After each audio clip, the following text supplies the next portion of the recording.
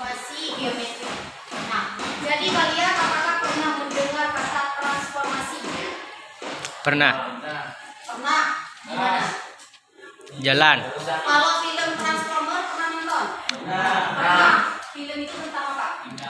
Tentang robot, benar ya? Jadi kalau di film Transformer ada perubahan, misalkan robot berubah menjadi mobil atau mobil berubah menjadi robot. Nah, itu merupakan salah satu transformasi.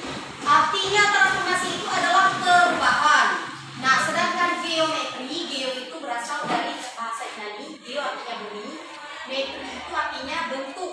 Jadi akan kita bahas masalah perubahan yang terjadi di dalam bentuk-bentuk yang ada di dalam permukaan bumi. Jadi kalau misalnya yang penemu transformasi geometri ini adalah dari si Euclid namanya. Nah, cabang-cabang transformasi geometri yang kita bahas yang pertama ada translasi. Kalau ini pernah dengar? Ini kelas 9 SMP sudah pernah belajar ini. Translasi. Translasi ini Ibu sedang bertranslasi namanya. Sedang apa Ibu ini? Menjelaskan. Menjelaskan, berjalan, benar. Translasi itu artinya pergeseran. Nah, kalau refleksi, kalau misalkan dalam bahasa Inggrisnya reflection. Iya. Apa artinya? Refleks, Bu. Refleks. Refleksi apa artinya? Yang suka baca cermin. Efek kamera. Artinya pencerminan. Nah, kalau rotasi, ya perputaran. Kalau dilatasi, pernah pakai zoom? Pernah. Zoom diperbesar kan zoom itu atau diperkecil. Jadi dilatasi namanya itu perubahan bentuk atau ukuran ataupun kalau di dalam manusia dinamakan dengan perkalian. Oke, langsung kita masuk ke pembahasan pertama tentang translasi. Jadi dibagikan dulu yang pakai di kalian.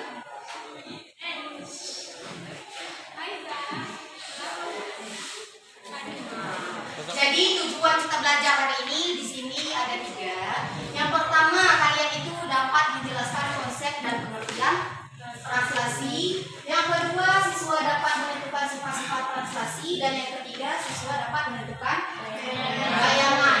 Ya. Kemudian di sini ada masalah ya, semua bermulai dari masalah. Jadi di sini si Ayu ingin berangkat ke sekolah. Nah, jika Ayu berangkat dari rumah, maka untuk sampai ke sekolah Ayu harus berjalan 7 satuan ke arah barat dan berjalan 5 satuan ke arah selatan. Kalian tahu yang mana barat, utara, selatan? Tahu. Yang mana barat mana? Barat sana. Ini. Berapa? Sana.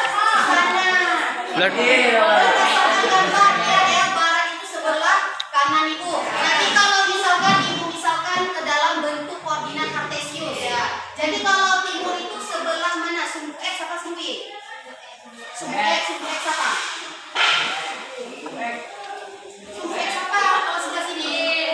Positif, benar. Kalau barat negatif. Sumbu X negatif. Kalau selatan? Selatan negatif. Negatif. Ya, kalau di bawah negatif. Ini kita misalkan ada nampak si Ayu. Rumah Ayu ya. Nah, jadi di situ rumah Ayu di titik berapa? 3. Ya, sumbu X-nya 3. Dan sumbu Y-nya berapa? 2. 2,5 itu. 2 aja, Bu. Iya, 3,2. Ayu harus berjalan 7 satuan ke arah barat. Katanya. Arah barat, lihat barat.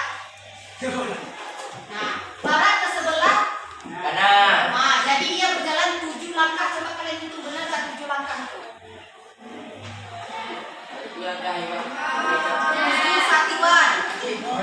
satuan atau 7 kotak-kotak itu tidak? Ya, 7 satuan ke barat. Kemudian 5 satuan ke selatan, berarti turun ke bawah kan? Nah, jadi kalau misalkan dari permasalahan ini, dapatkah kalian menyebutkan posisi sekolah koordinat sekolah saya itu?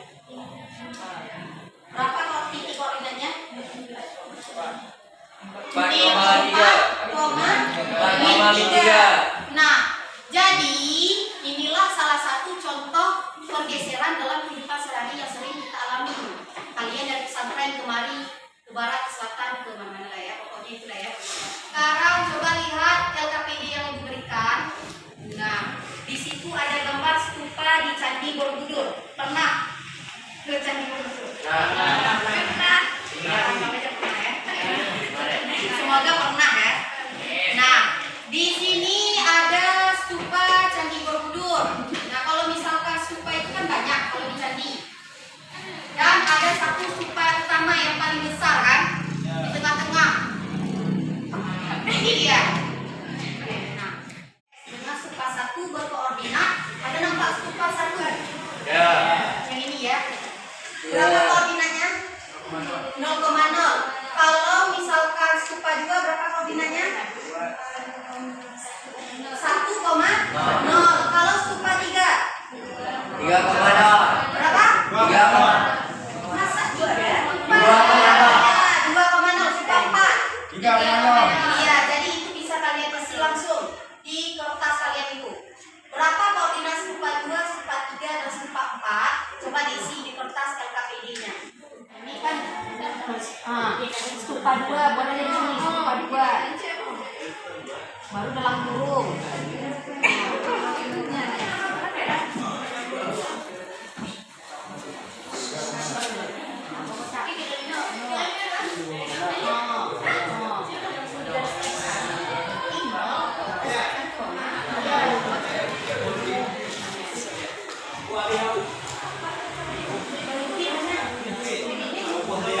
Coba perhatikan pertanyaan di depan. Nah ini, di LKPD juga ada ya. Apakah bayangan tersebut memiliki bentuk yang sama dengan objek aslinya? Apabila suatu objek sudah ditranslasikan, digeser. Ini contohnya buku ini. Kalau ibu geser, apakah dia memiliki bentuk yang sama dengan objek asli? Nah, berarti ini kalau ibu pindah, misalkan ini buku, jadinya apa? Jadinya buat deh. Tempatnya berubah. Jadi yang pertanyaan di sini, apakah bayangan tersebut memiliki bentuk yang sama dengan objek asli? Bentuknya sama kan? Kalau kita itu dibangun yang lain, berarti itu menghasilkan bangun yang sama kan? Nah, berarti itu kalian jawab sama. Apakah suatu bangun yang ditranslasikan mengalami perubahan? Jawabannya sama juga. Apakah suatu bangun yang ditranslasikan mengalami perubahan posisi? Sama.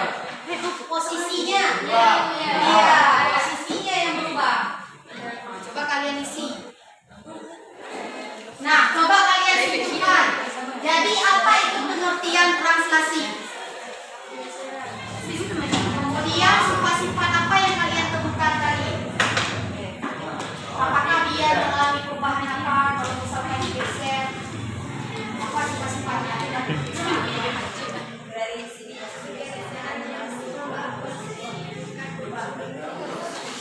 Coba disampaikan hasil diskusinya.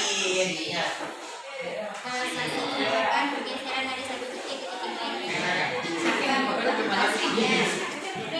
Sifat-sifat bayangan translasi mengalami perubahan posisi, tidak mengalami perubahan ukuran, dan memiliki bentuk yang sama dengan objek asli. Yang translasi adalah Tuhan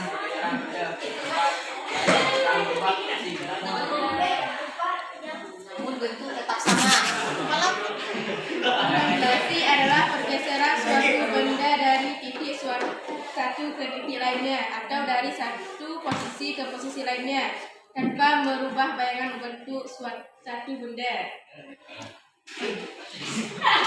Nah, terima kasih. Jadi translasi atau pergeseran adalah transformasi. Transformasi tadi apa artinya? Perubahan yang memindahkan titik-titik pada bidang dengan arah dan jarak tertentu. Sifat-sifat yang tadi tidak apa? Tidak mengubah Bentuk dan ukuran, bayangan ya, tetapi mengubah posisi. Oke ya, terima kasih untuk hari ini. Nah, di situ ada latihan. Coba kalian kerjakan nomor 1 sampai 3.